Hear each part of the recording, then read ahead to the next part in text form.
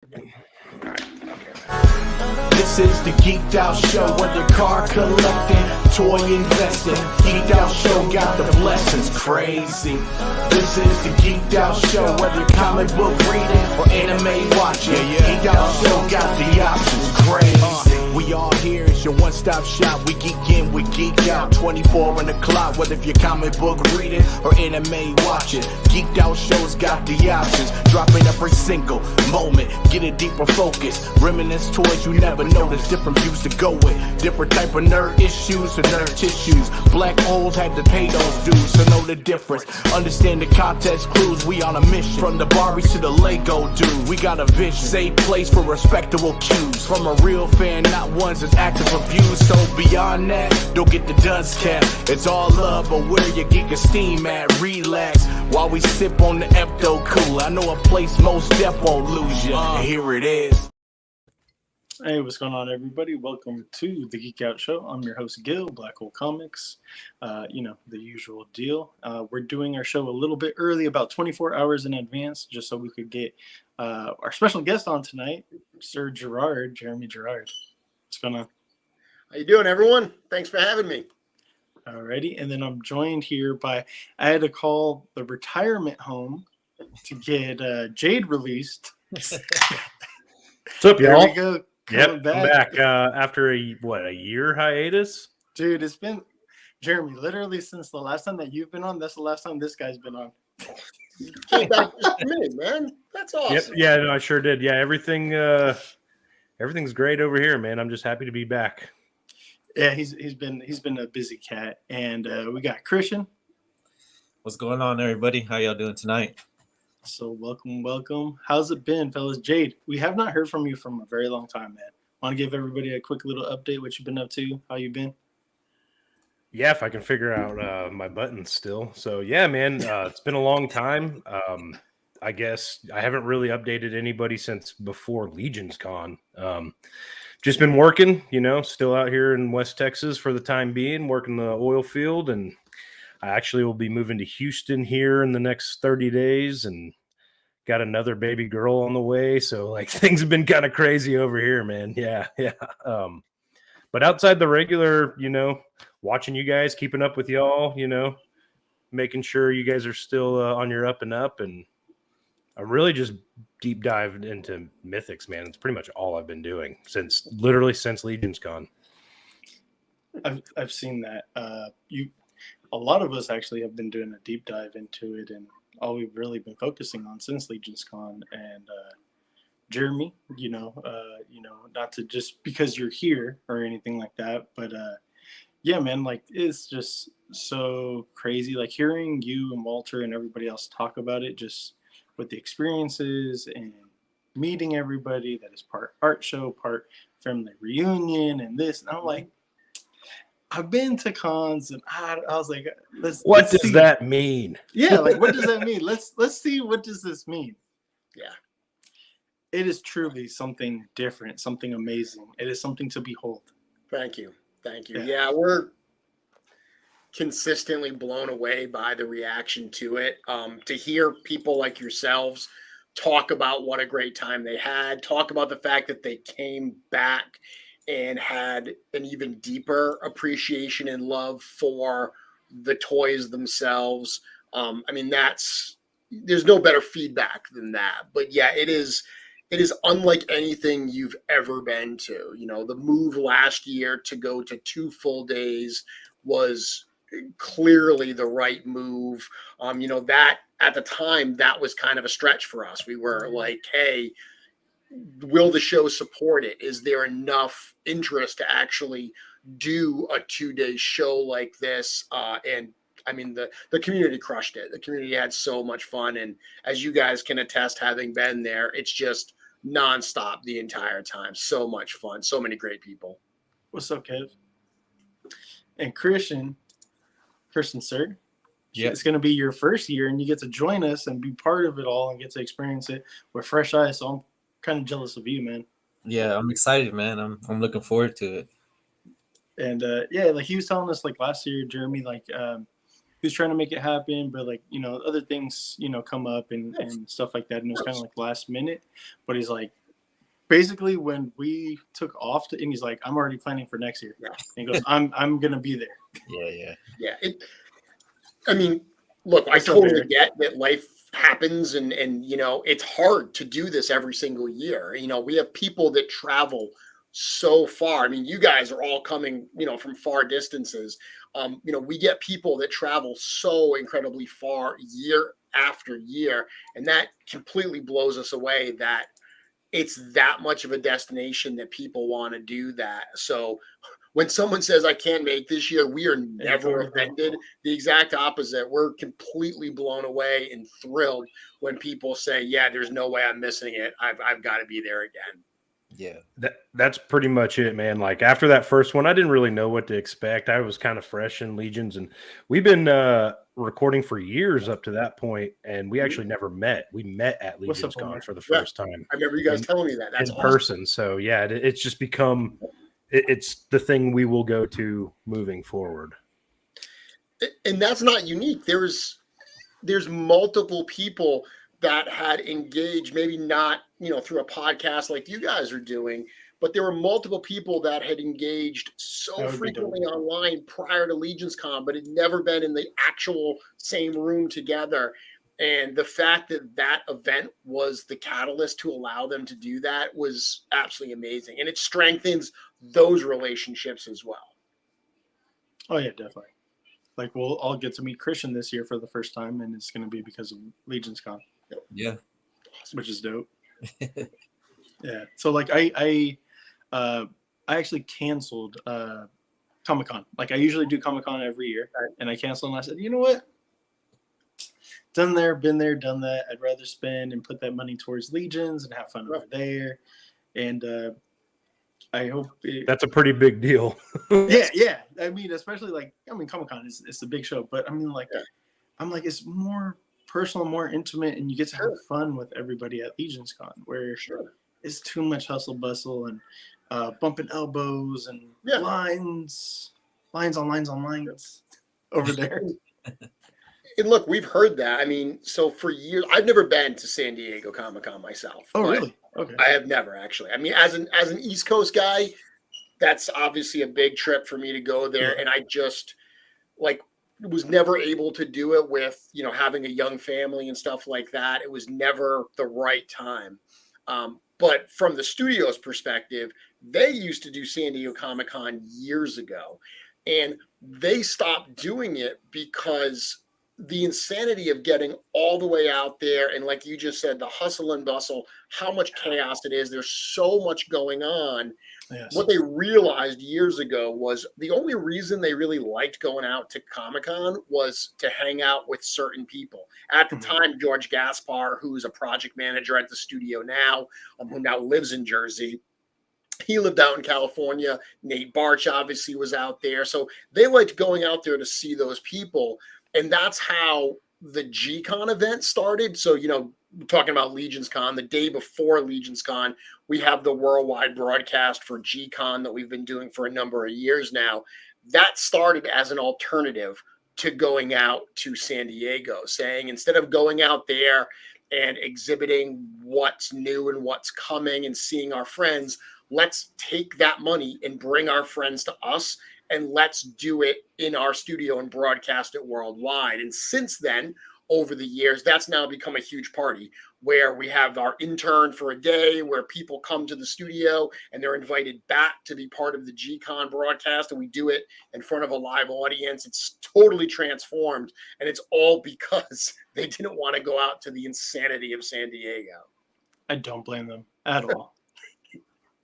I don't blame them at all, and it's just awesome. Like we're hoping this year we're gonna shoot for intern. Last year we weren't sure like what to expect or anything like that, so we're like, should we try to get in? Should we not? I don't know, but we're gonna try. We're gonna shoot for it. You know, it's basically like a lottery system. If you guys are used to San Diego Comic-Con, it's just you enter and you might possibly get selected, and then that's the Thursday before, correct? Yes, and a lot of people have been asking when we're going to do that. So we are going to start that lottery system soon. And it's crazy to me because I've told this story before, but my first experience going to Four Horsemen Studios was as an intern. So Oh, really? back their second Kickstarter they did for Mythic Legions, the big Advent of Decay wave. I got tons of figures in that, but my reward that I chose was an intern for a day experience. So the first time I ever went to the studio, I actually went as a paid intern. I went to be part of that experience, and I was invited back. Like, they knew who I was. Like, at that point, I was doing customs. The custom community wasn't the way it is today, of course. It was much smaller, but they recognized me. They had seen my customs. And about a month later, I got a call, or an email, I should say, from Cornboy, inviting me back to the studio, this time not as a paid attendee, but as their invited guest to be part of that first ever G-Con broadcast and to show off my customs. So intern has always had awesome. it's always had a very special place in my heart because of my story. Mhm. But what we're going to do is we'll put that out again. Now there's so much interest, we can't just say, hey, whoever wants to come can come. Now we do the lottery system. We select a certain number of people. If you're selected, you're able to buy a pass to intern for a day, and it's always a +1. So it's you and a guest.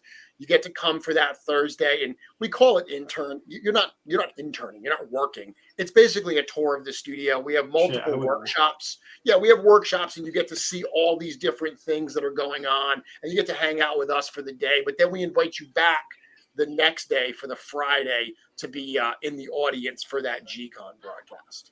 Okay, That's awesome. That's awesome, because I was gonna ask, like, what is the intern? What exactly does the intern for a day stand for? But you just answered it. So yeah, you do. So we do multiple. What we want to do is want to show you how everything happens. So like one of the coolest things you get to do is you get to sit in a room and you get to see Eric Treadaway, one of the founders and co-owners of Four Horsemen Studios, and the man responsible for literally all the sculpting that you see across the Legions lines. Like, that's one of the unique things about Legions is, while we have a team of people, this is very much Eric Treadaway's baby. Like, he sculpts. He's not even sculpting for outside lines anymore. He is sculpting exclusively for Legions at this point. So it's incredible to see the consistency, that clear vision of what Legions are, because it is very much Eric's vision from the sculptural standpoint. And one of the intern workshops is you get to sit in a room and we bring his computer up on the big screen and you get to see him actually sculpt for an hour. And he's not just like sculpting. He literally talks to the audience and he says, what do you want to see? And he takes requests and he does it up on the screen. Yeah. that's awesome. Yeah, So- not only does he do that, but one of the heads, this is cool, one of the heads that comes with one of the Cosmic Legions figures, the head that we just showed on the Tusk Pilot, the one that's got like the eyes coming out? He sculpted that live in my intern session when I went there years ago. Oh, What? That's super cool. He sculpted that literally on the fly. He had to do more after it was done, but that was literally sculpted there. So that's an example of something he did at an intern that made its way into the line, which means some of the other stuff he's done at interns could certainly make their way in as well. That's crazy. So I guess since we're still on the topic of Legions Con, this one, correct? There he is. yeah, that's Okay. a beauty. I So, just wanted to show it off. Oh. oh, nice. Yep, and now you can follow him at Four Horsemen Studios. I don't know what happened. It's like everything blew up and like Everything just zoomed in. Hold on, I'm gonna have to fix that. So since we're talking about Legions Con, Jeremy, Legions Con 2022, it was something special. It truly was, and then it just turned into party, right? It was a party at the end of the day. 23, bigger, better. Like, you guys got big expectations this year, and I think we do too. We thought when we got the hotel for last year, we were like, okay, we got all this space, all these rooms. We figured we had a couple years in that venue. And the fact that after 1 year, we had already far exceeded the amount of space, that was incredible. So again, just like I said, we took a risk in 2022 by going to a 2-day event. in 2023, we took a risk by significantly upgrading the venue. We started looking at much higher end hotels. I know a lot of people joked about last year's hotel with the broken elevator and this and that, but for all of its bumps and bruises, that place treated us like kings. So They did. nothing but positive things to say about the La Quinta last year. But the Marriott that we're going to this year is just, by and large, so much nicer a place, so much larger a place. It's going to be incredibly conducive to the expanded crowds that we're expecting this year. Everything this year, bigger and better. It sounds like everyone's showing up. And I will say about that busted elevator, that was the hardest working piece of equipment in New Jersey, I'm pretty absolutely. Yes. Did you see the picture that a bunch of people took? There was a picture. The elevator said like max 5 per person. And there was a photo that they took where I swear there were like 15 people crammed into that elevator. Yeah, I think we're in one of those. It's hard to get 15 of us in one of those. I was scared because I was like, there's no way that we didn't go over the weight limit on that one. I was lucky. I was on the 3rd floor. So I took the stairs the entire time. I was like, I am not dealing with that elevator. I just went up the stairs. We should have did that. That probably would have been the thing to 3rd floor. You got real friendly with your fellow Legionnaires and Cabalers. Oh yeah. But this year, I mean, the venue itself, the guest rooms are all renovated. They've recently just torn them all apart and renovated all of them. So where we're going to be staying is much nicer, brand new. And then the actual part for us, we've got the main room last year was about 6,000 square feet.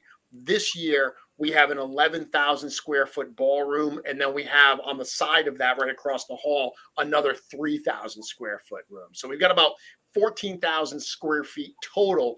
And that's not including the hallways. The hallways are really big, and there will be exhibitors in the hallways as well. Nice. And there's actually almost like a private lobby. So you remember last year we were all hanging out in the lobby after hours, drinking and having a good time.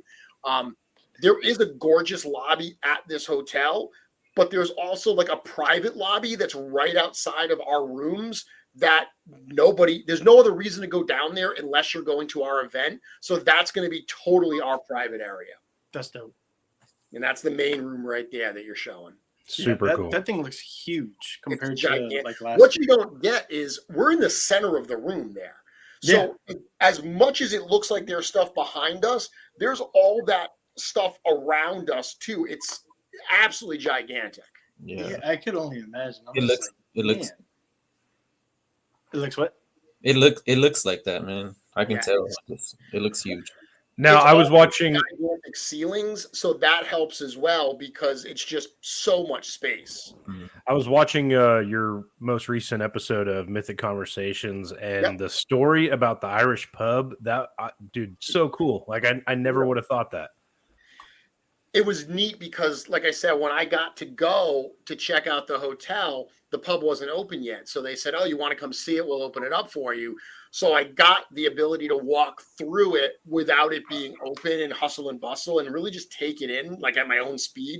And it's awesome. Like you walk in, and the minute you walk in my head, I was hearing not necessarily Irish music, but I was hearing like, some like Renaissance, like, some people just playing, some traveling players going off and everything. I was like in a tavern in Mythos, and I was just, this is perfect. This could not be more perfect. That's awesome. We need people to start bringing their string instruments and bust out some modern music. Let me see, Jeremy. Are you bringing anything with you? I will probably not bring my ukulele, but well, who knows? Maybe I will. Maybe we'll have a little jam session. I do know that I've just started. I just got a message from Pete McCarthy from the My Wife Is Gonna Kill Me crew, and one of the things we wanted to do last year that we didn't we weren't able to pull off is at one point we had wanted to do kind of like on the Saturday, do a little bit of a variety show, like after the event was done for the day, kind of like some just fun comedy and just an amusing little variety show thing for Legions. And we weren't able to pull it off. So Pete is already hitting me up early saying, hey, how do we make that happen this year? So who knows? Maybe we'll actually have some people, some minstrels that'll be serenading us in that lobby. That'd be great. Hey, if they need help with that, I'm just saying, like, we're willing to help out. I don't know about the guys, but I'm willing to help out. Like, if maybe I should hit them up and be like, hey, how can I help that? How can I help facilitate that? We appreciate it. Thank you. That'd be awesome. That'd be cool to see.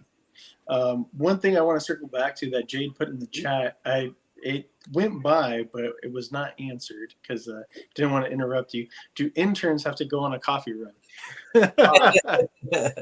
No, you don't have to. There will be coffee runs, though. I will say that. I'm sure. Where the studio is, it's perfectly situated right next to a Quick Check. So it's, like a, kind of convenience store, but a really good one, actually. So every day, whenever I go into the studio, every day around like 2:00-ish or whatever, they do a coffee run over to Quick Check and the Dunkin' over there. So I don't know if we'll send the interns, but we'll definitely be doing some coffee runs. Awesome. We don't even send them to get the pizza. We go get the pizza for the interns. There you go. Major said, let's call it Cabal Campfire. Well, if it's nice weather, so that's one of the weird things in New Jersey is like this past year was gorgeous. It really was. New Jersey. Oh, yeah.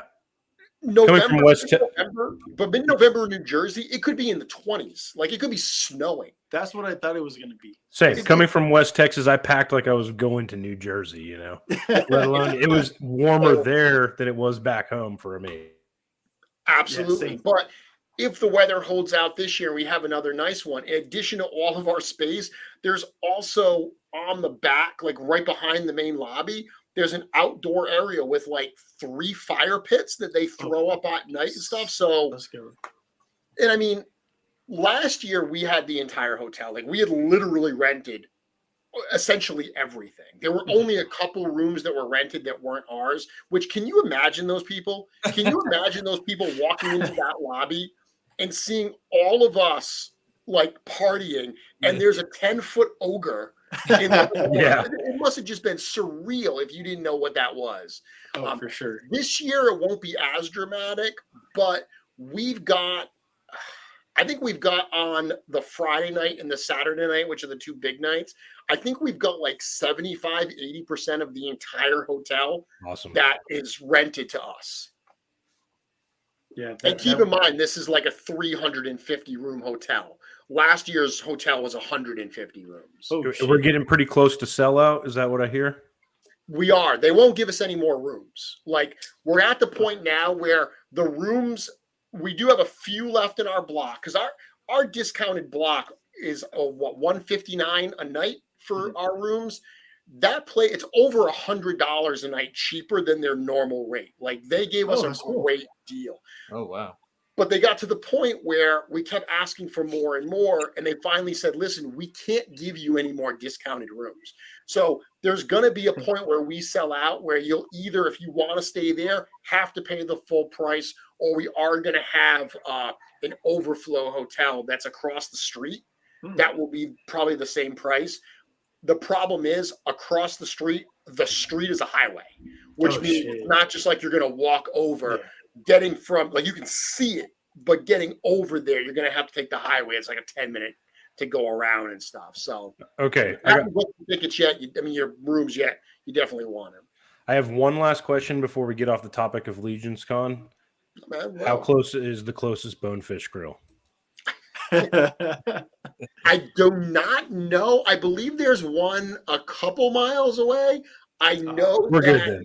I do know there's a Capitol Grill, which is a fancier restaurant nearby, but all bets are off. It's all about the Irish pub. That's where we're going. 100%. The Irish pub. That's going to be the go-to spot. Yeah, that's the go-to spot. Bonefish, they took care of us last year. They were awesome. I heard they did. I did not go. You didn't go? Oh, wow. So the night that we all went out to dinner as a company on Saturday, and we have kids with us, so they all wanted to go to Olive Garden. So we walked down the street and we all went to Olive Garden and had a very amusing dinner there. All right, yeah. When you're here, your family. That's what it was. Mike Negron said, can't wait to meet you, Jeremy, at JerseyCon, saving my money and still praying to get a cheaper version of Vorgus Vermilius. You never know. You never know. I mean, we haven't announced what this year's exclusives are yet. I know people are greatly anticipating that. They're coming soon. We'll be announcing some stuff pretty soon. There's been so many other announcements that there hasn't been a window for us to announce Legions Con. I was just going to say, there's been no shortage of, it felt like at the beginning of the year, it was just a little bit slow, and then boom, floodgates opened up, and it's all Legions here from the rest of the year, it feels like. Yeah, for sure. Yeah, and I will tell you that what you're going to see, 2023 is going to be our biggest year ever, in literally every sense of the word. Everything you're going to see this year, we planned last year. So we went into this year with a very clear plan about what we were going to do, what we were going to release, and when we were going to release it. So, there is definitely, I use the term calm before the storm quite a bit on my show. There's definitely a number of storms coming this year. We're here for it. Brace yourself. That's it. Legion's announcements are coming. Mike says, thanks, Jeremy. Thanks for that update. Yeah. Let me see. Christian, do you have any questions for him? Just before about Legions Con, before we shift over into anything else. No, I don't think I have anything else about Legions Con. Okay. Can I announce it here, Jeremy, though, that we will be a vendor? Yeah, absolutely. Okay, yeah. So, I spoke to Jeremy late last week, and we went over all the details, and the Geek Out show will be having a booth over at Legions Con 2023. Yep. So and just a little sneak peek. We're not showing anything, but we will have a custom Cosmic Head, and we will have custom Mythic Head, I believe, and weapons. Both. Yes, Yep. both. Yep. Yeah, there will be sets of both. Exclusive. Excuse me, I used the wrong term. Exclusive. You will only be able to get them at Legions Con. Exclusive only at Legions Con. There will be a 25 set run of the Cosmics, 25 set run of the Mythics, and then we'll show them off a little bit closer. So, yeah, and then we'll have a little gift for you, Jeremy, as like I said, a small little gift for you. Thank you. We you. appreciate you coming on and giving us your time. Yeah, and I'm thrilled you guys are going to be involved. What we did for this year's show is we started with previous exhibitors. We do want to reward people that have been with us longer. So what we honestly did was we went through our list of past exhibitors. We found out who wanted to be involved, and based on how many years they had been involved with the show, because we have some people that have been involved since the very beginning. The little tiny after party show that we did, in a little side closet at the Parsippany Pal in New Jersey in 2019.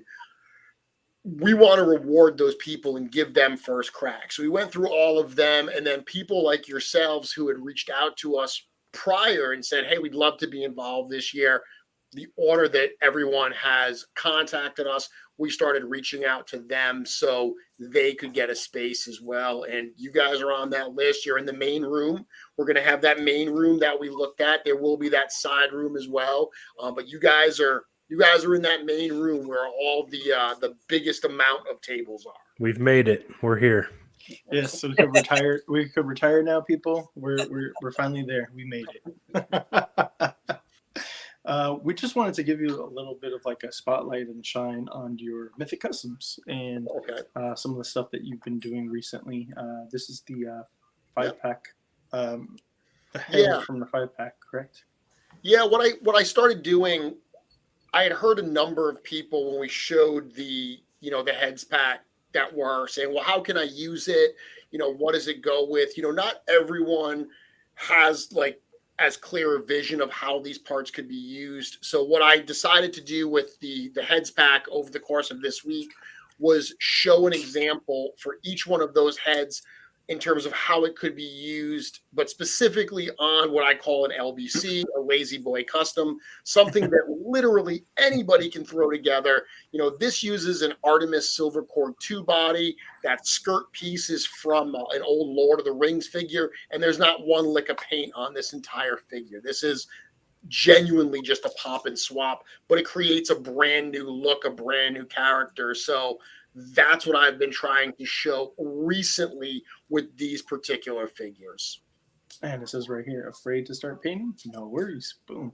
I gotta say, I really do love that, you try to help people and you tell people like, dude, you could just achieve something this awesome just by, swapping parts. If you already have something, this is something that you could do at your house. Man, and one of my favorite things to do, honestly, is to hear from people that these, simple recipes that I showed was something that they said, wow, I could do that. And then they started doing it and they went down that rabbit hole and they discovered that they really, really love this side of the hobby and customizing. For me, that is one of the most rewarding things. Yeah, that was not something I was ever into. I'm a pretty much like out of the package. Yep. It is what it is. I want it exactly the way factory intended it to be. But after Legions Con, I mean, I literally every single figure that comes in, I mean, just like, I've always pulling something apart now. Like, I don't even think anything I've gotten recently has stayed together. That's truly been one of the best parts. This dude caught the bug. Yeah, dude, it's incredible. It's incredible how even with just a little bit of, tweaking the figures, popping and swapping, whatever you want to call it, how you can really transform them to be your own. And then that just gets further and further. So you can go all the way down with the 3D parts and everything. The possibilities are infinite. And like you said, with 3D parts and the fact that Four Horsemen and you guys are so welcoming to that part of the community. I mean, that's the majority of what Legions Con is, in my opinion. Sure. It's pretty incredible. Like, you can do just about anything with these. If you can think it, someone will do it for you. Absolutely. And man, like so many people were like so inviting and stuff like that. Just like besides you, besides Walter, besides the main guys themselves, like Von Burke, Eric, Wolf King, just the Wife's Gonna Kill Me guys, just anybody and everybody, man. It was just like you said, it is that family reunion. Like, you tell somebody like, hey, like I've been posting as Black Hole Comics, Gil, I'm Gil, and like I'm new, I've only about like a year in, and they're like, oh, that's you, that's cool, chopping it up, come check out my stuff. Oh yeah, you can pick it up, you can mess with it, don't worry, you're not gonna mess it up. And it's just like, damn, like usually when you go to shows, they're like, don't touch my stuff. Like if you're gonna buy it, sure, but don't touch. And it's like everybody's like, no, come on, go, it's okay. That's pretty awesome. I mean, and right from the room, such a great vibe, such a creative vibe, and people helping each other out. But then that just extends, like you mentioned, into the nighttime, where as soon as we lock those doors, everyone grabs something to eat, and then they're right back in that lobby, and they're there. I mean, that lobby was hopping until like 1, 2 o'clock every morning, with really people just enjoying. No one wanted to go to bed. Everyone was so afraid they were going to miss something if they went up to their room. Yeah, me and Jade are kind of like old men though. That we were like, it's about 11 o'clock. It's about 10:30. It's getting a little late. All right, guys. But Matt was down there till like 1 o'clock in the morning, and he was like waking us up, coming in. I'm like, dude, what the fuck? I hear you. I'm a very early riser, so I'm usually in bed really early. But something about Legions Con, I operate at Legions Con on about 3 hours sleep every single night. I don't know how I can do it, but the minute it's done, I am just like for a week, I'm out. Yeah. So like one thing I did this year is like I made sure to ask for that next day back for my flight, like the next day. The hangover day is real. Yeah. The hangover Monday is real. You definitely need a hangover day. That's for sure. Just wanted to show off some of these personal collection items, customs that you put up in. Yeah, these are ones I actually shop. put up for sale recently. You know, all these figures behind me, many of which are customs. As collectors, I'm sure you guys know that the collection changes, the collection rotates. There's stuff that you have in the collection. This female goblin is a figure I've had in my collection for probably, I don't know, 5 years or something. I did that a long time ago. And you get to a point where you're just like, you know what? It's time for me to make room for something else. So I routinely will pull older customs out of the collection and make them available to people that want them for their own collections. It consistently blows me away that fellow Legions fans like my work and want to own it themselves. I'm very fortunate in that sense. So I'm able to do that, and that helps fuel my future projects and everything. So yeah, this particular post was in advance of a sale that we did at Legion Shop, and these were all figures. This one's the female goblin, and this one I know for a fact sold. But yeah, this is gorgeous. These are all ones I put up. Yeah, I love the Minotaur. So I wanted to touch base on the customs a little bit. I know you were one of the first, to be one of the bigger names in the Mythic or the Legion's customizing community, obviously. With as busy as you guys have been lately, do you still find the time to do the customs you want, or is your backlog just insane? I'm trying to be kind to myself. I don't have enough time to do as much as I'd love to. I definitely don't have as much time to do as much as I used to. There was a point, the first 2 years that I started customizing Legions, I posted every single day for 2 years. It wasn't a new custom every day, but I would say within that 2 years, it was probably 95% of those posts were a fresh new custom. So I was doing a ton of custom work. It was something I challenged myself to do. And that kind of creative output definitely helped me, zone in on what my style was. And it taught me a ton. When I first started, I wasn't someone that had been customizing for years. This was how I began. So that 2-year blitz really helped me a lot. Now today, with everything else that I'm doing, I definitely have less time for these type of projects. Additionally, it also is worth mentioning that when I first started doing this, customizing was my hobby, and it's what I did, kind of in my off hours to unwind and stuff like that. I'm incredibly fortunate that this is my job now.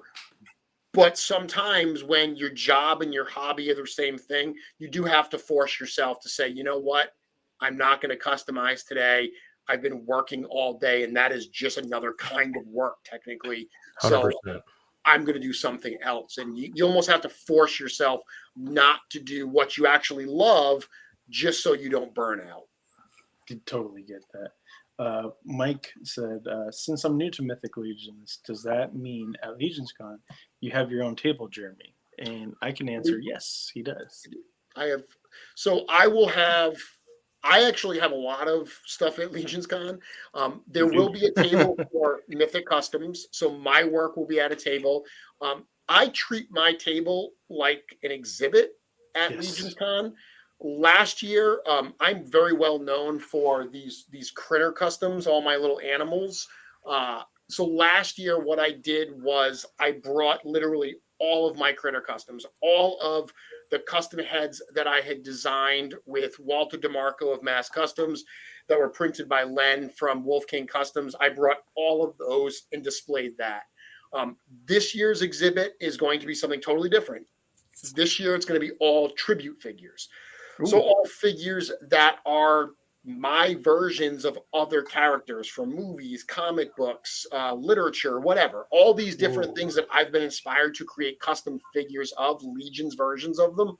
That's what my display is going to be this year. But I will have stuff on exhibit at Wolf King Customs as well. And there's a Legion shop table that will have parts of my work on display and for sale.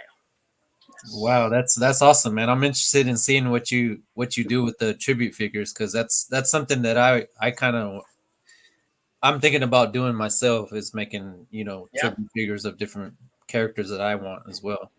It's a lot of fun to do it. It's a popular thing.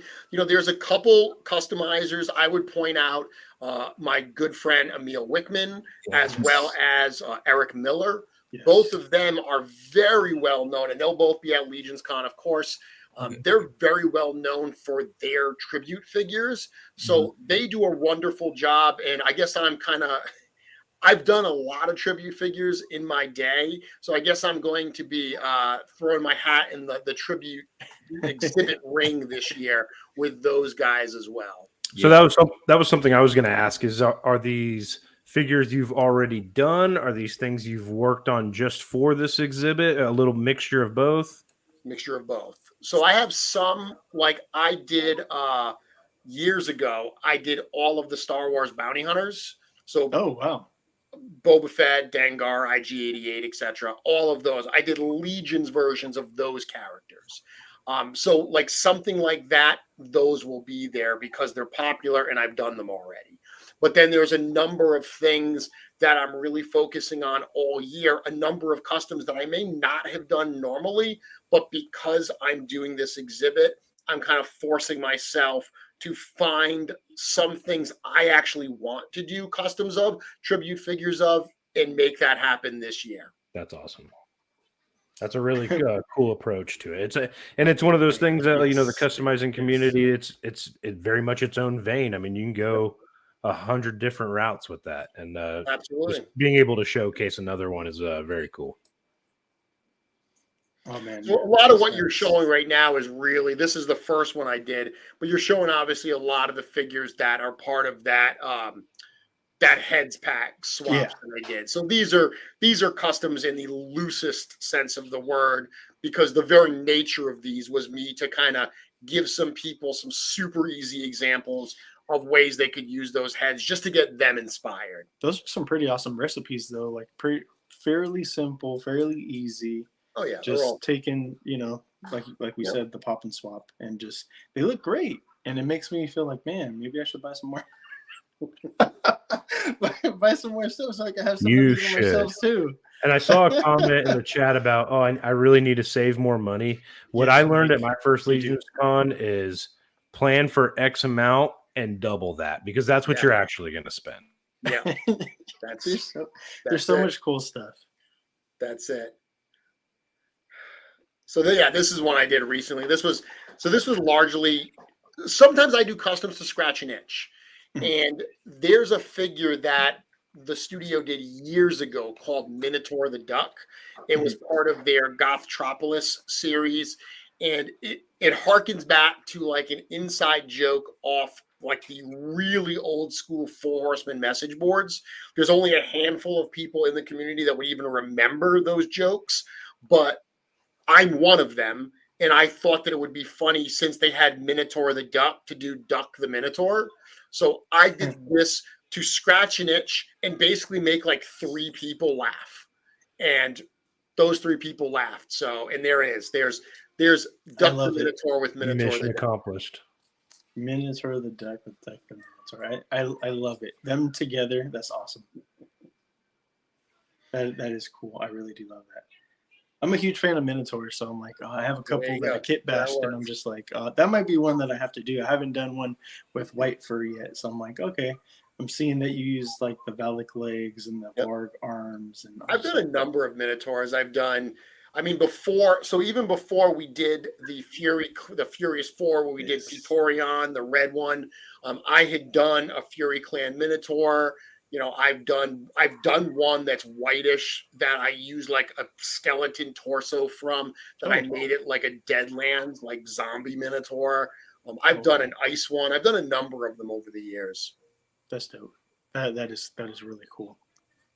Yeah, I'm a sucker for things like that. This one, the Anubis one that you did, oh my gosh, it's beautiful. I love it. I was like, when you made this, I was like, Jeremy, this is amazing. That's my big ogre scale. It's not the first time I've done an Anubis. Really? I've done a few of them in different scales, but yeah, this is one where we recently did a kit at Legion Shop called the Soldier of Anubis. So if I have soldiers for Anubis, I gotta have Anubis, right? So Yes. yeah, I did this big ogre scale one. And that sword is, oh my god, it's awesome.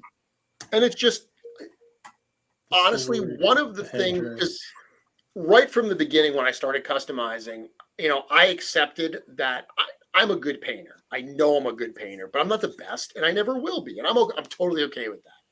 One thing that I do believe that I do as well as anybody is find a way to take parts from a random assortment of figures and put them together in a way that makes them feel like they belong together. Absolutely. Organic. I know a lot about toys. I've seen a lot of toys. I have a knowledge of them. So knowing what parts are out there, when I come up with an idea, I'm usually very good at saying like, oh, I remember what weapon I need or what this I need, and I can go and source it. So when I do a lot of ogre customs, a lot of these pieces come from 1/6 scale figures from a variety of different companies, and that's where that sword came from. Oh, nice. Gotcha. Yeah, this sculpt with the headdress and everything is just it's gorgeous. It's beautiful, and it's like I have a Discibolus, and I like Discibolus as he is, and I'm like, Jeremy, you make me want to go get another one and do one of these. Come on. My wife is gonna get mad at me. There you go, spending money again. Yeah, that's awesome. With the soldiers right there. Yep. That's beautiful. How long usually does it take you? Biblical Adventures, shout out to them, D13. They're very successful in their Kickstarter. We had them on. We had Chris sat down with Matt and Seth from our show, and they talked for about an hour and a half or so. What's your usual process for like making a custom? Like, is it just that you let the parts speak to you, or do you come up with a kind of like a idea first and then you just start going through the part bin, or what's your process? It depends. So we're talking about tribute customs. When I'm doing a tribute custom, so here's a tribute custom right here. So have you guys ever seen the show C on Apple TV? I have not. I've heard of it. That's the Jason Momoa show, right? Yeah, that's a Jason Momoa thing, right? Yeah. So where they're all blind, correct? Exactly. Okay. So this is Jason Momoa's character from that show. The character's name is Baba Voss. So if you could do me a favor, scroll to the last shot in this thread, because the last shot is actually the inspiration. So that is the armor. So that is awesome. One of the shots of Baba Voss from the show. So in a case like this, I look at it and I say, okay, what I'm trying to do is I want to do a Legion's version of this. So that's the first thing for me is I'm okay that it's not going to be exact, because I want to say if I was going to do this in Legions, what would it be? Sometimes it's using all Legions parts. Other times, if I don't have anything close, I'm going to go outside of Legions. In this particular case, I needed a samurai style sword. That doesn't exist in Legions. So that sword there is from an Articulated Icons samurai figure by the Foosh. But with a tribute figure, you know what you're shooting for. So I look at it and I say, okay, what are the iconic parts of this character that I have to nail? How do I do that? That's how that process starts for me with a custom like that. There are other customs that I work on that are literally just me at the table playing around with parts, seeing what goes together. Sometimes it may just be two pieces where I'm like, how would this work with this? And I put those together and I say, okay, what else has to go on that? What do I build around it? So it really depends. Sometimes I have a recipe in mind and I'm executing it. Other times, I mean, when it's one of my customs, when it's one of the custom parts I create custom parts with a recipe in mind already. So once I get that piece in and I get it painted, I already kind of know what I want to put around it. But it varies from project to project. I do like to have a plan, but I also like to give myself enough wiggle room to experiment and find some of those happy accidents. Are those Dubon arms, or did you paint those? No, those are Dubon arms. Okay. So cool. that's another one of my total beliefs is the nickname that I was given by my friend Travis years ago was LBC, Lazy Boy Customizer, which at the time was a joke because I'm not a lazy boy customizer. I can do whatever needs to get done, but I kind of am because I firmly believe in the path of least resistance. If I need like this color arms, I'm not going to grab a pair of my black ones or red ones and paint them. I'm just going to use the ones that are the closest to the color I need.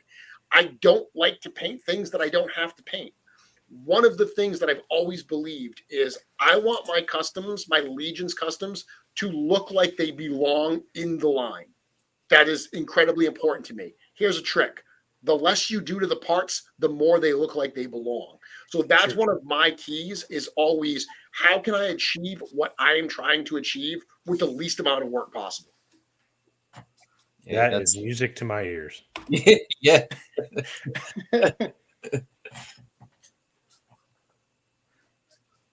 All right, and here goes the.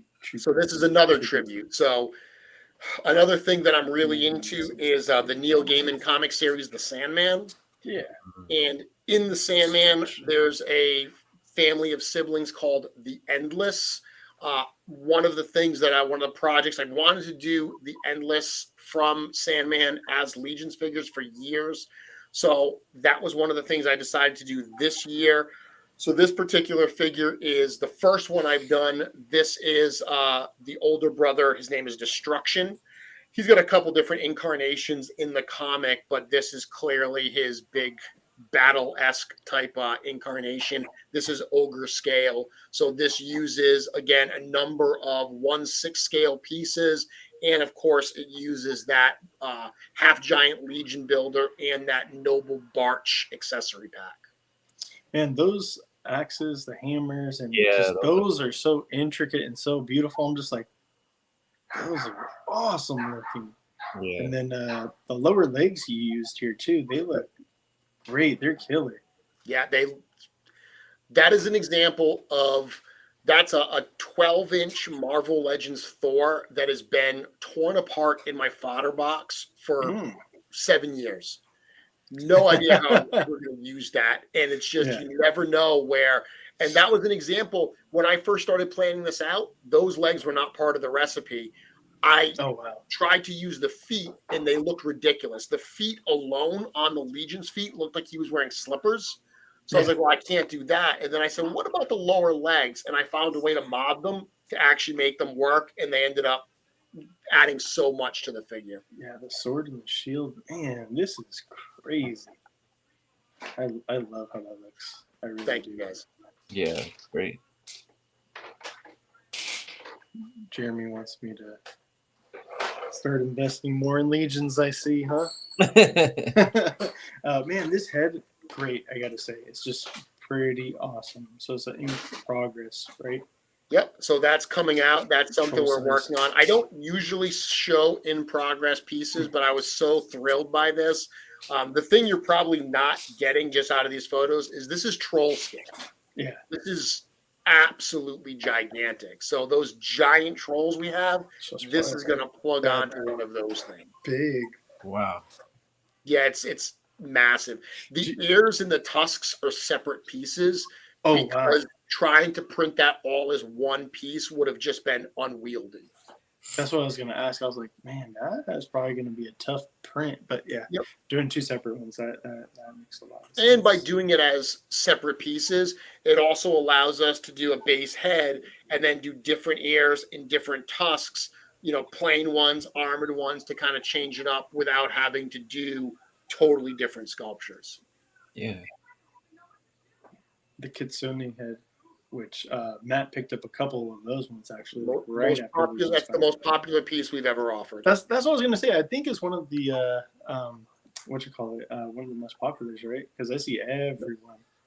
The most popular piece we've ever offered, and the only third-party piece that's kind of officially part of the lore at this point, since that character, the Kitsune character, is actually in the Mythic Legions Tactics video game. Oh, wow, is it? I must have missed that completely. I did not know that.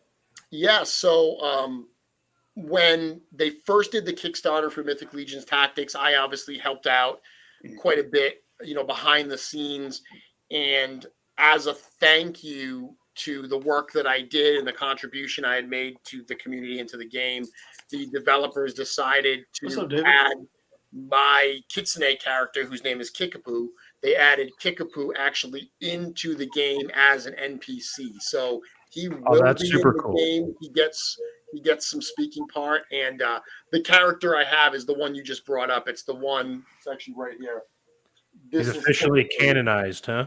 Yeah. So Kickapoo, the samurai Kitsune. So basically, what this kind of has done is made the Kitsune a race in Mythos, and he's a samurai. So it basically kind of retconned that stuff into Mythos. Official release soon. Speculation. That's awesome. Oh, Jeremy didn't say anything. No, that's not me being cagey. There's no plan to release it officially. I would love it. It would blow my mind, but no, I'm not. I'm not trying to be quiet just because it's. No, I'm totally just joking.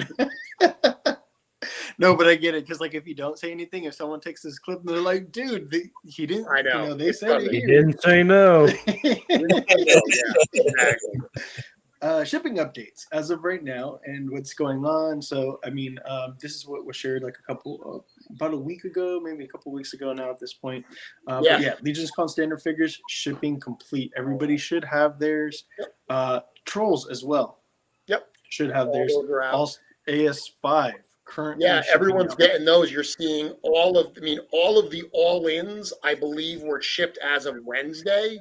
Oh, wow. This past week. So you're seeing, the cabal is filled with people now who are getting their All-Stars 5 figures, who are cracking those open, who are doing their Mythic Pizza opening parties. So incredibly cool to see that.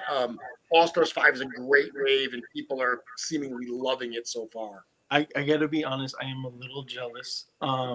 It's my own fault. I didn't go all in, and I didn't go that heavy in the All-Star because I know, boomy, because I thought we were gonna have a little bit more time, but I do understand things happen, and there's been some shuffling of lines and just other things that have came up and whatnot. So I was just like, damn, if only I had hindsight, or future sight.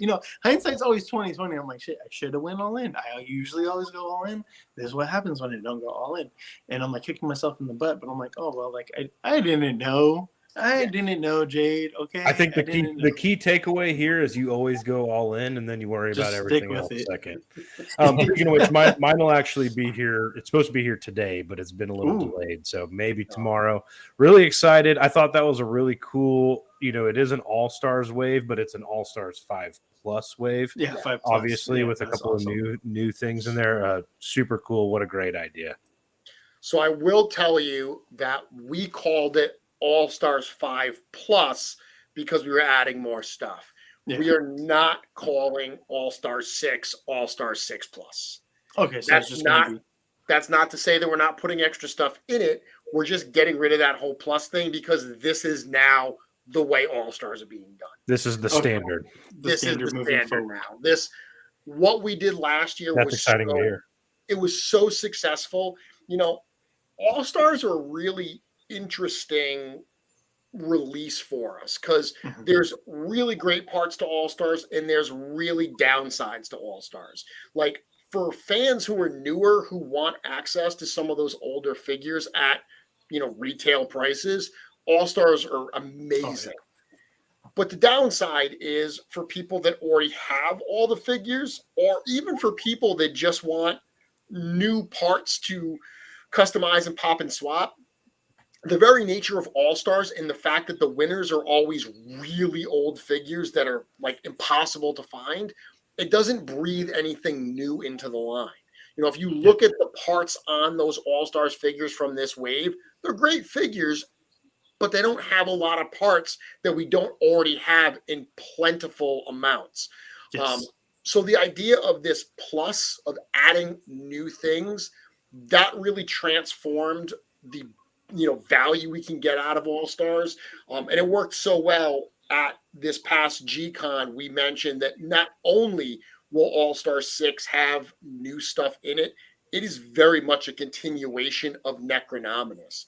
Ooh. So much so that the new things you're going to see in All Star 6, by the way, this is news. I haven't told this to anybody yet. So Ooh, you guys are getting a scoop here. Nice. The stuff that you're going to see in All Star 6 that's brand new, that was sculpted during Necronominus. So Awesome. we sculpted more stuff that we needed for Necronominus, knowing it would live in All Star 6. So very, very cool stuff. It's what we're working on right now. All Star 6 is in the development stages. Cannot wait to be able to show those to fans. So it sounds like it's very much an expansion pack, for lack of a better term. Yeah, like a Necronominus 0.5. Or It's think about it this way. When we first did the Necronominus wave and we figured out what the wave looked like, what's up, Tyler? the all-in price was like $800. Yeah. And we were like, well, we can't do that. That's way too much. We've got to scale this back. The all-in for Necronominus was $550. So we significantly scaled it back. So what happened was we had so many ideas and so much stuff that we said, well, why don't we do a follow-up wave for Necronominus? And then we said, well, why don't we just do it in All-Stars? Like, we want to do the All-Stars Plus thing again. So let's just put them all in there. And like I said, we gave that stinger at the end of the Necronominus. So I wouldn't call it so much an expansion pack as much as it's just the continuation. It's the stuff that we didn't put in to the Necronominus wave, and they're not the B-sides. It's not like the stuff that wasn't good enough to make the cut.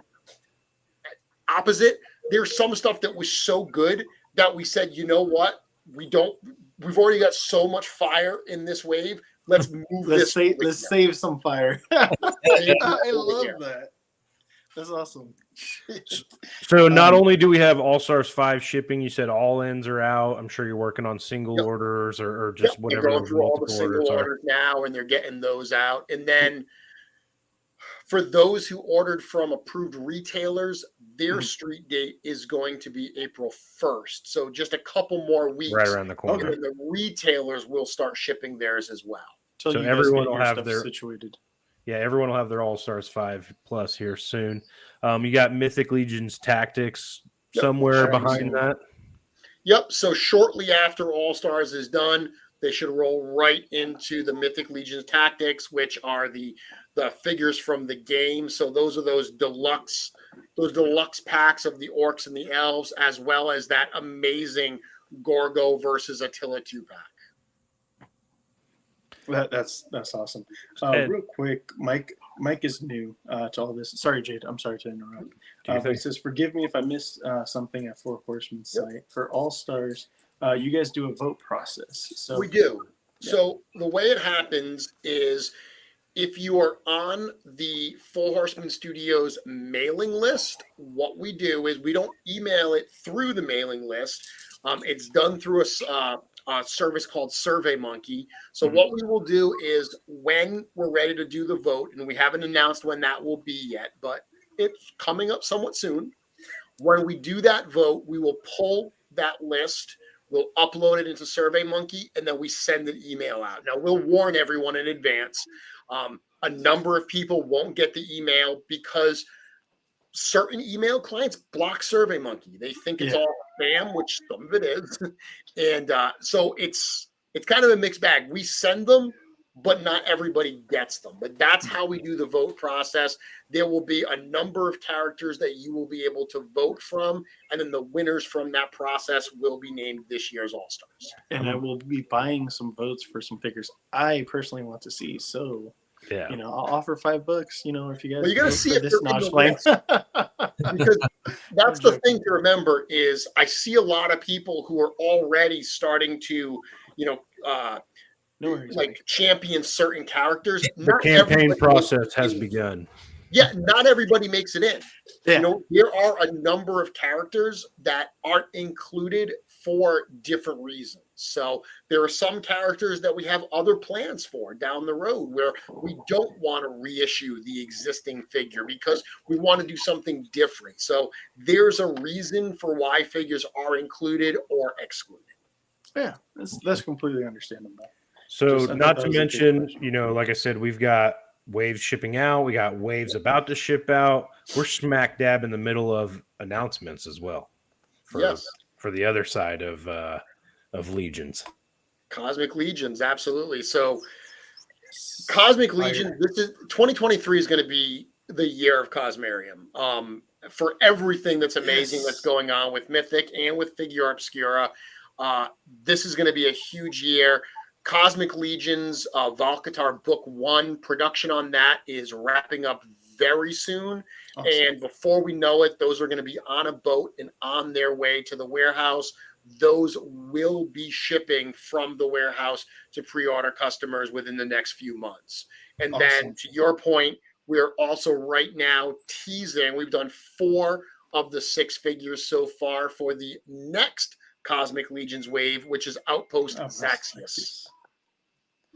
Now, the way you guys approach your announcements, it seems like it's evolving every single time that you guys do it.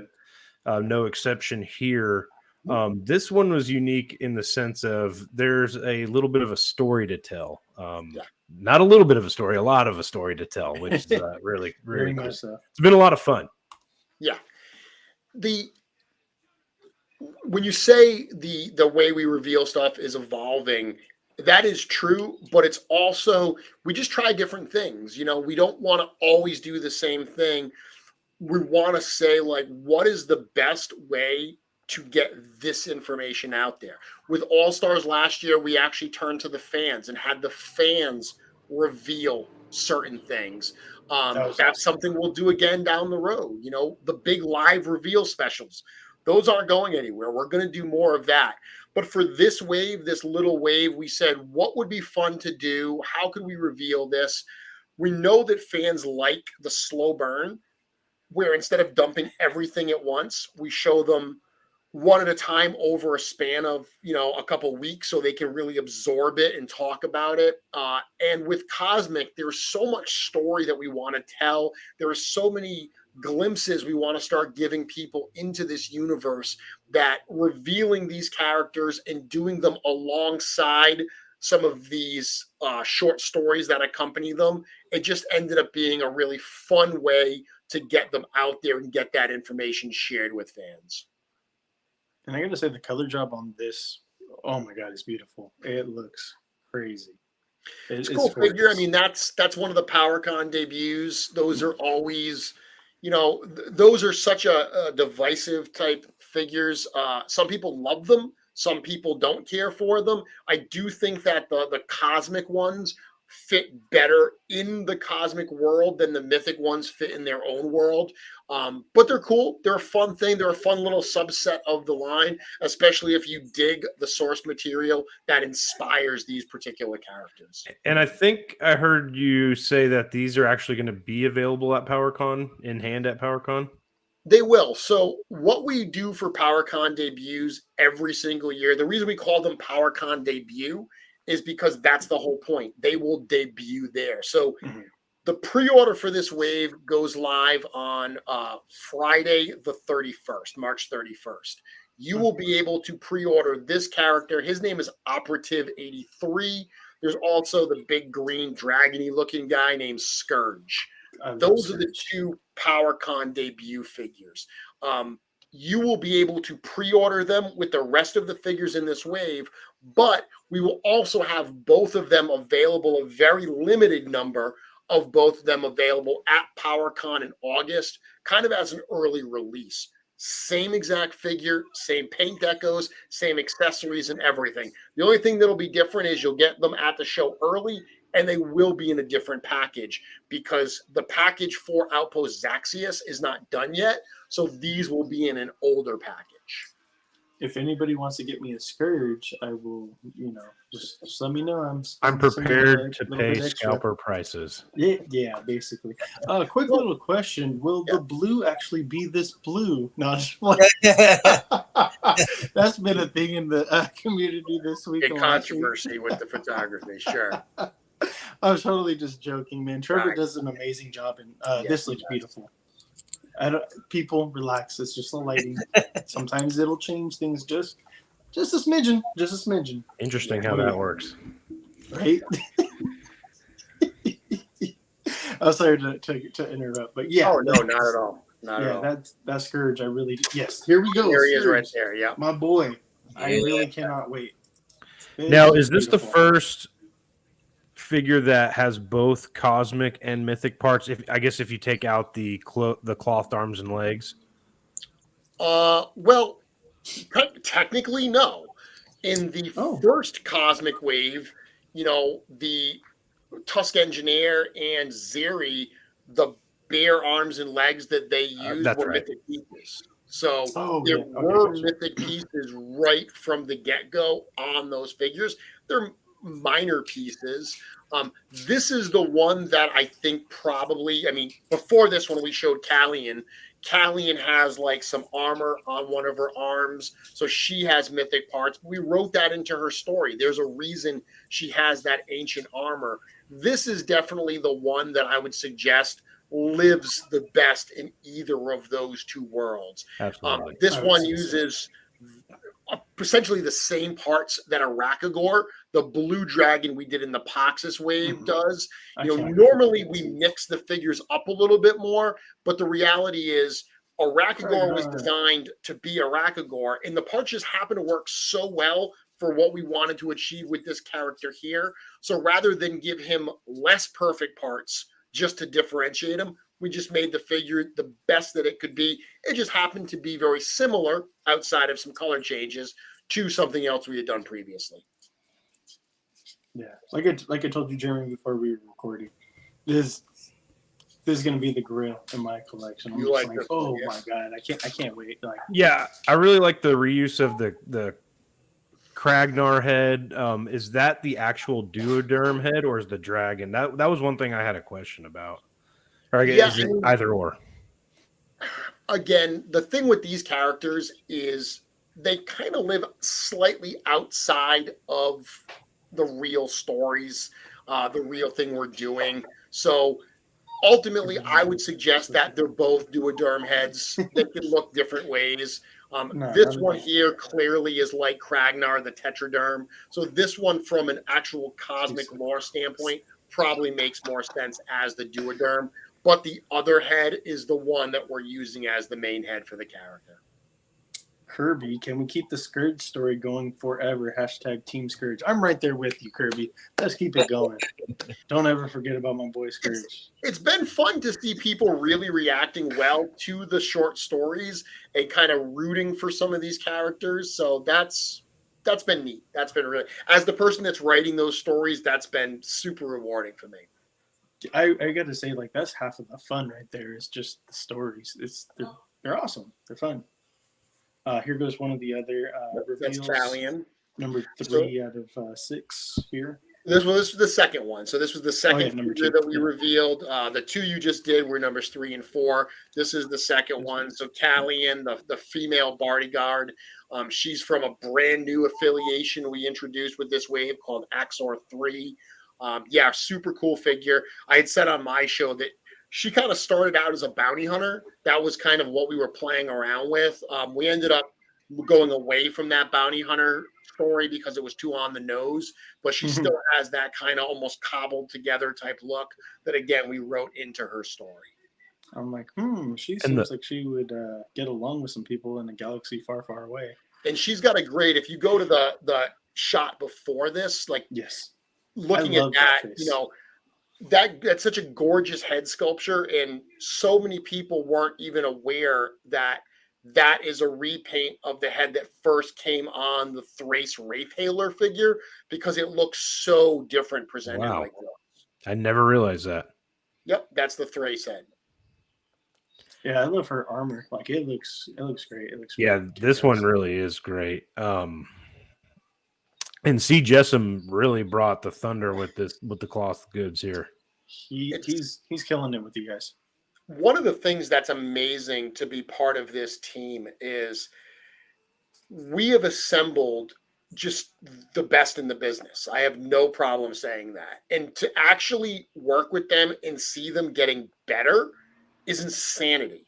Like to see someone like Eric Treadaway, who is so at the top of his game, do things that continue to evolve and continue to what he's been doing lately, building systems, with parts that have interchangeable pieces, so we can get more use out of them and swap them in different ways to expand this, not only from our own library, but to give customizers and the third-party creators the ability as well to do these pieces. It's incredible to see them evolving. See Jessom, their soft goods are so good, and to see them innovating and doing new patterns and coming out with things that continually take our breath away, it's incredible to be a part of it.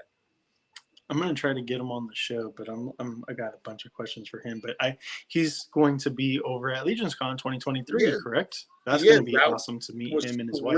Yeah, I mean, he's been part of G-Con before. We've had him on remotely to be part of the conversation. So to have him coming down, and those people that do come to intern and G-Con, he'll be in the studio with us all day. He'll be hanging out, him and his family, and he'll be at LegionsCon the entire weekend, and he will have a booth. That's cool. Can't wait to meet him.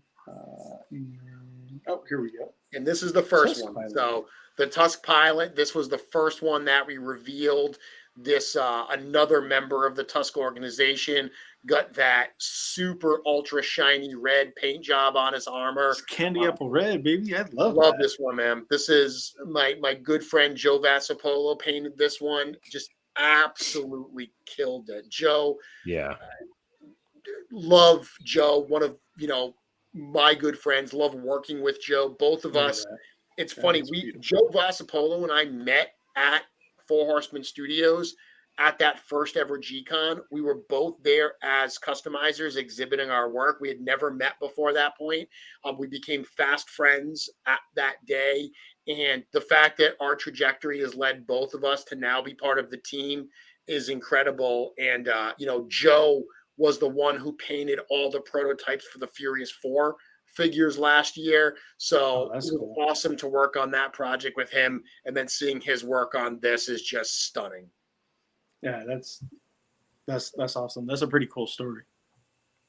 The fact that now both of you guys, you guys started off as customizers, and now you guys work for the company. That's pretty awesome. And guys, the amount of fans. I mean, if you look, Cookie, who's in our shipping department, Cookie, longtime fan. He started coming into the studio just helping out ship product, and now he's a full-time member of the team. Nate Barch.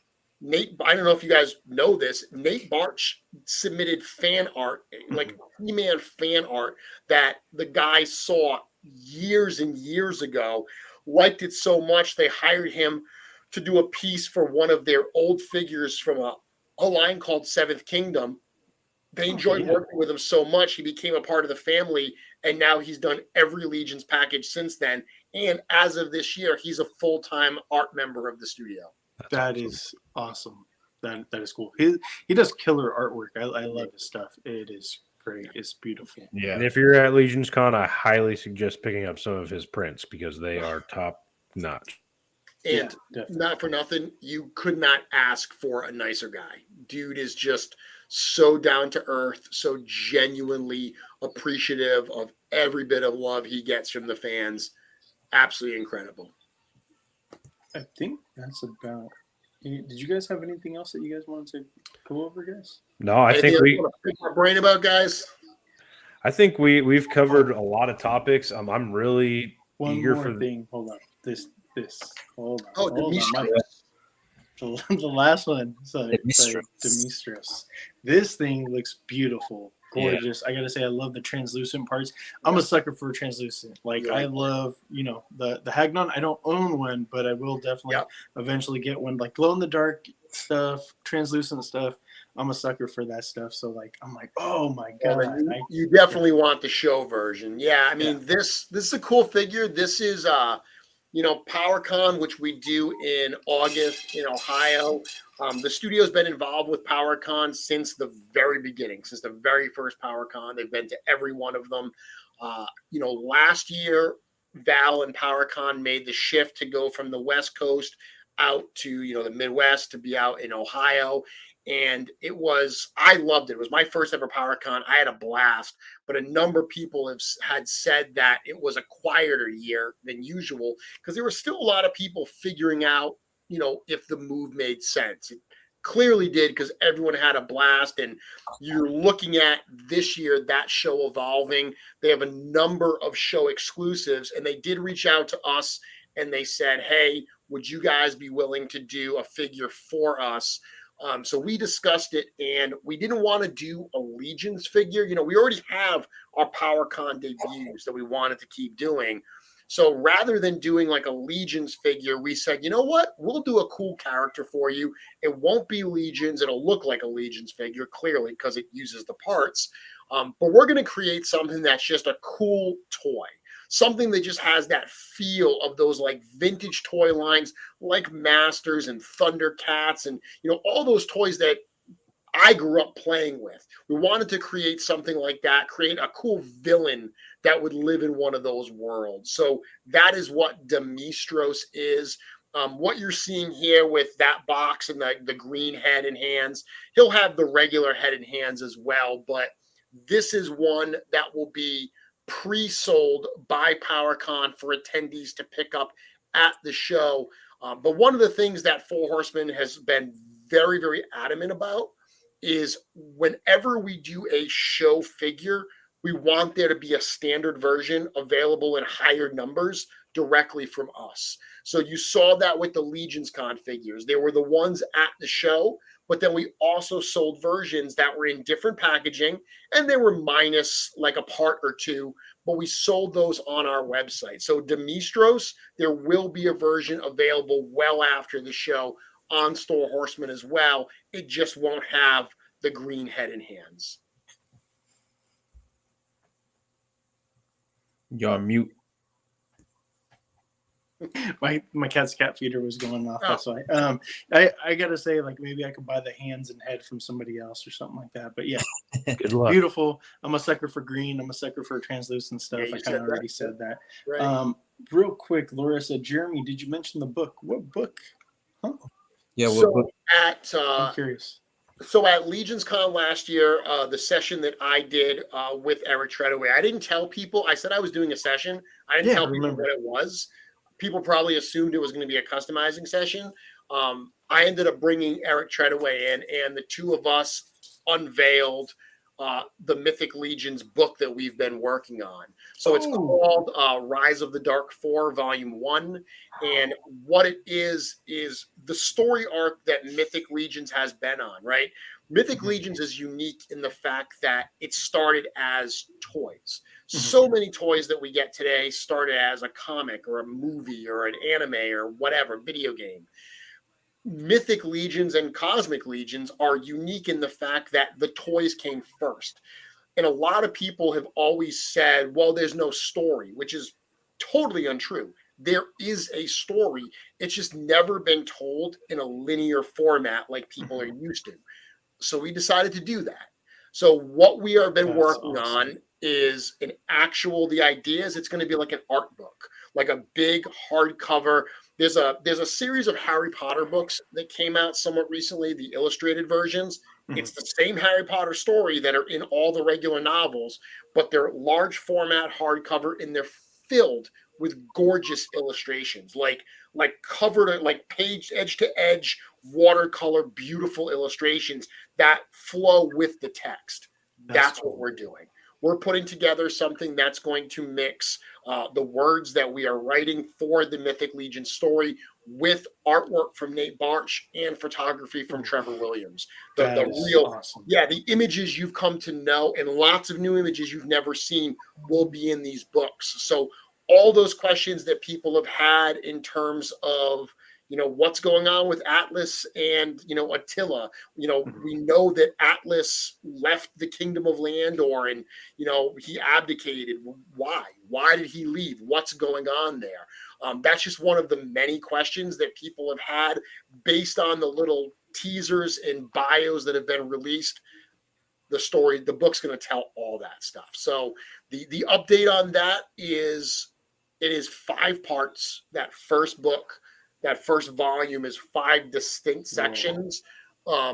Before Eric Treadaway went away on vacation recently, I turned in the first 3 of those sections, done, completely edited for his review and approval. So we are at this point, I would say maybe 65% done. The first Over the hump. That is cool. That is really awesome. I was not aware. That's really cool. I cannot wait. That is pretty awesome. Laura, thank you for bringing that up. Thank you for bringing it to our attention.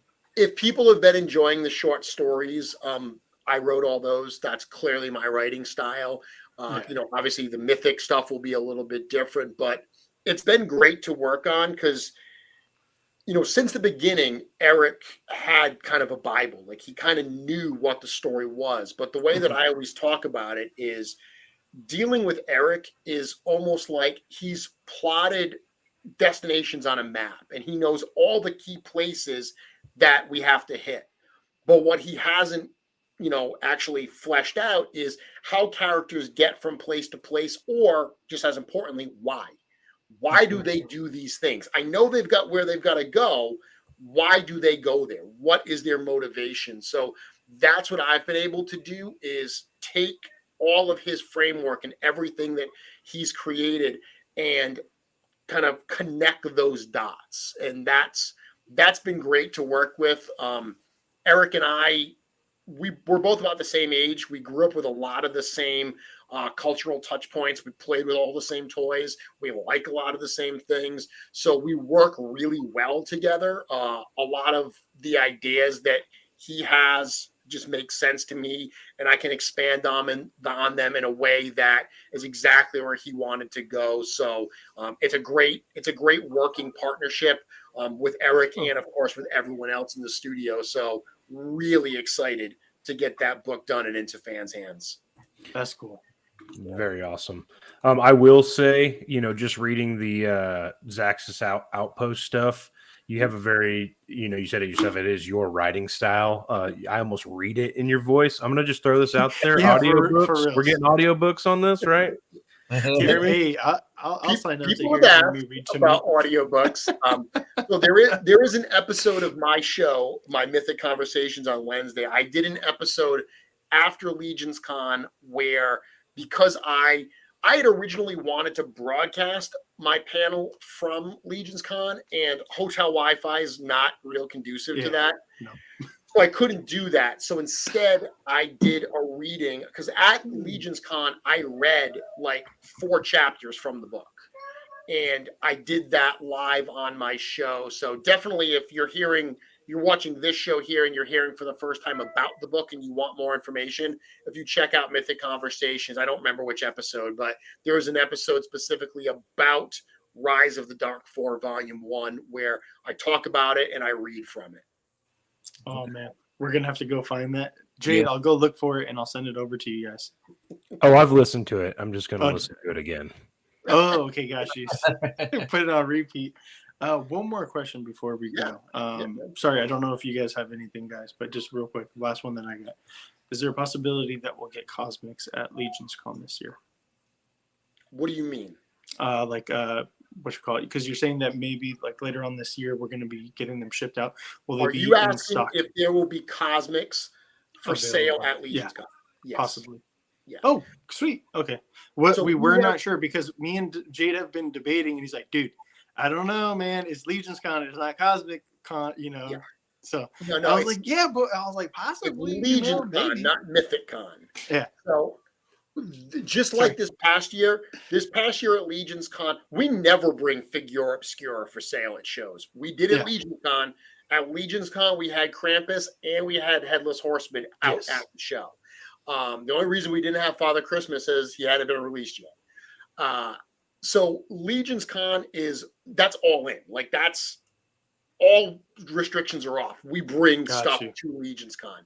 So by the way that we work with products, like for instance, we have a show. I'm leaving. I'll be on a plane this coming Thursday, headed out to Atlanta from Toylanta.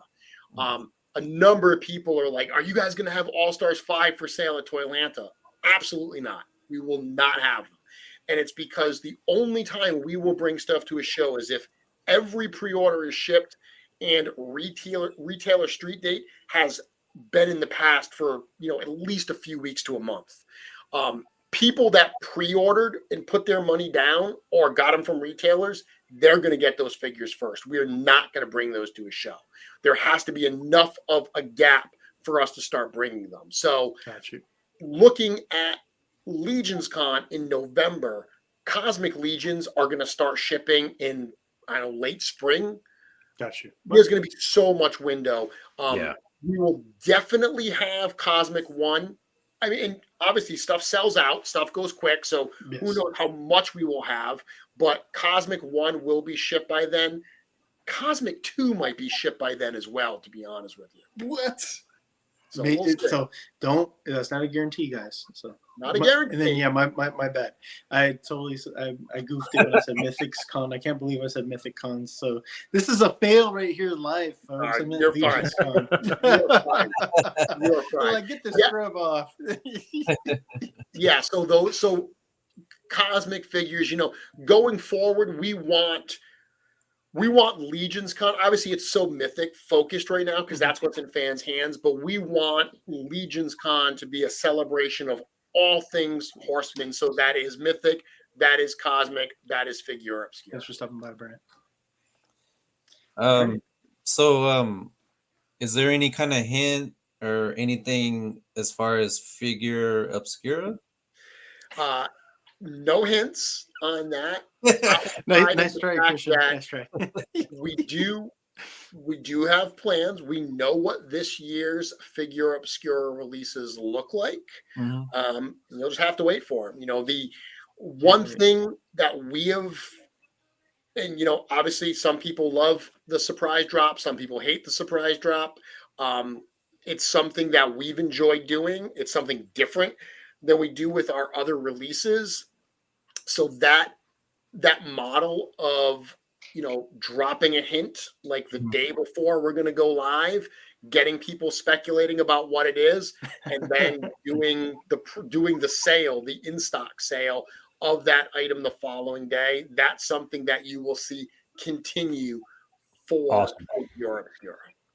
Yeah, I just wanted to just backpedal a little bit. I like the way that you guys approach a lot of these drops. You have different ways to approach them, and just the respect you have for both the fans and your partners. That goes a long way. Yeah. It's not just about how many units can we move all the time. Obviously it is, but you're letting your partners and your retailers participate in a full capacity.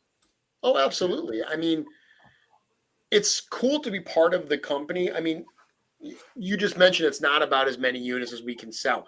We want to sell as many toys as possible, but not because we just want as much money as possible. We want people playing with these toys. They're cool. The more people that get it, like this, get it into fans' hands is why we do this. You look at the fact of, you guys have been collecting Legions for a while now. You look at these figures, the quality, the value of what you're getting in these things goes up and up and up. The price tag is not. Yeah. You look at those figures in that Necronominous wave. You look at like Gideon Heaven's brand, head to toe new tooling, all those custom soft goods, multiple heads, gorgeous paint applications. We keep it at $37. Amazing. That is a testament to how this company runs its business, where if you think that our price per figure hasn't gone up, you're wrong. It has. But the volume goes up as well, so we get a little bit of a price break. Yeah. And at the end of the day, we say, you know what? We can keep the price for the fans, because we hear all the complaints. We hear shipping is crazy expensive. We don't control it. Customs charges are insane. We don't control it. The only thing we can control is the price of the figures. So that's why we are incredibly diligent about doing what we can to keep those prices as low as we can afford to keep them at, to give that back to the fans. And that's just the way this company runs its business. And as I said, I'm thrilled to be able to be a part of something like that. That's respectable, man. I gotta say, just extremely respectable. You know, when the fans give the respect to us that they do, it's reciprocating. It's, you know, going back there. It's why we do what we do. It's why we keep the value where we do. It's why we communicate the way we do. It's why we come on shows like this and have these conversations, because we love the fans who support these lines, and we want to give back to them just as much as they give to us. Yeah, that's great, man. Yeah, that's what I really like. That's what got me into Mythics, is just the way the companies run, and the way that all you guys are at the shows, you're talking to fans, and you're mixing it up with people, and that's wonderful, because, you know, some of the other companies, they don't have stuff like that. So Definitely not. And they definitely don't have the cabal. Yeah. You know, I've been a toy collector for years, and I have toys from a lot of other companies. I don't know who makes these things. Like, you know, I could be in a room with them. I would have no idea. Yeah. The fact that we are as visible, I do think that means something. I do think that when fans spend their hard-earned money on our products, they know who they're buying them from. It's so much more of a personal relationship. Yeah, Absolutely. It's more. Yeah, the transparency is undeniable for sure. All right, boys. You guys have anything else for Jeremy? No, Jeremy, thanks for coming on, man. Brought me out of retirement, so I'm sure Gil appreciates that a little bit. Absolutely. Really excited for this year and Legions Con. I'm sure somebody is getting ready to get in line. You know, we're only half a year out, but I'm sure somebody is. I guarantee you that was one of the first questions when I went to the hotel. They were like, "Where's the line going to be set up? Are they going to give us a hard time about sleeping in the hallway?" Yeah, you guys. So get up bright and early, guys, or camp out the night before. Well, that is one thing I will say, that, you know, one of the thankfully only negatives I can say about last year's show was the line was insane. Totally get it. You know, you live and learn, and we fixed it on day 2. You know, when we did, when we did Legions Con last year, we said, you know what, let's put the Horseman table and the exclusives table back to back, so people have one line to get in. And what we didn't realize was, well, you know what, the bottleneck created by the Horseman line, if you want the exclusives, you have to wait in that line. So it ended up compounding the problem, which is why day 2, we separated them, and it was much better. So at this year's show, number 1, the lines will be separated. Actually, the table for the Legions Con figures will be out in the hallway. So there'll be a totally separate line for that. The Horseman table will be inside the room. And I think we're going to have 3 or 4 checkout lanes just for the 4 Horsemen. Express lanes. So, yeah, we're really going to try to, you know, speed up that line so people can spend more time in the show and less time in the line. Look at that, people. Look at that. Who does things like this? Like they're finding a way to like improve an already good process. Like they're like, you know what? Let's give them more time back, more time to, you know, be in it all, to soak it all up. Well, that's awesome. We've got to get them through the Horseman line quickly so they can get over to the Geek Show table and see what you guys have to offer. Exactly. Stop on by the Geek Out Show. Come see your, you know, the exclusive Cosmic Legion's head and Mythic Legion's head with the weapons. There you go. Thank you. Appreciate it, Jeremy. Do you have any shout outs that you want to give? No, like I said, you know, I'm looking forward. I'll be in Toylanta with a number of the team members this coming Friday, Saturday, and Sunday. It's our first time ever at Toylanta, so we're excited for that. So if you are in that area, we hope to see you there. Other than that, you know, my Wednesday night show on my YouTube channel at Mythic Customs every single week, 7:30 p.m. Eastern time. I'm talking about all things Legion, so check me out there. Quite literally can't miss TV. For reals. What about you, Christian? Anybody you want to shout out or anything like that? No, man, just shout out everybody that keeps up with us and watches this, and thanks everybody for joining us tonight. And thank you, Jeremy, for joining us tonight as well. Absolutely. And where can they follow you at, Christian? You can follow me on Instagram at Ghost09. That's it. Jade? No shout outs for me. I'm going back in my hole. I'll see you guys at Legions Con 2023. Yeah, don't follow me or anything. I'll get in touch with you guys. And real quick, just shouting out Matt. Thank you for stopping by. Matt is actually working. He tried to hop on, but he has crappy Wi-Fi. He's trying to hop on from his car, and he's in the middle of work. But you go follow him at majorreaction_IG on Instagram. I'm Gil, Black Hole Comics, all social media and YouTube. Just real quick, shout out to just everybody in the community, the Cabal, you, Jeremy, for coming on, Walter, everybody that we've networked with and had on. I appreciate every single one of you guys. Right now, we're trying to get to 1,000 followers on Instagram, so if you could please give us a follow. If you're not, we're giving away a Carver Customs diorama, a NECA Goliath, a SH Figuarts Vegeta, a Mythic Legions. It's just a regular standard Goblin, right? The Goblin Legion Builder, Goblin and then Legion Builder. Also the Amazon exclusive Cad Bane Black Series. So 5 prizes. That's a lot. I'm just saying that's a lot just for giving us a follow, and then you could win all that stuff. I'm just saying that's a easily over $200 worth in prizes. So till next time, guys. I already messed it up. Till next time, guys. Make sure to stay geeked up and geek out. Later. Later, everybody.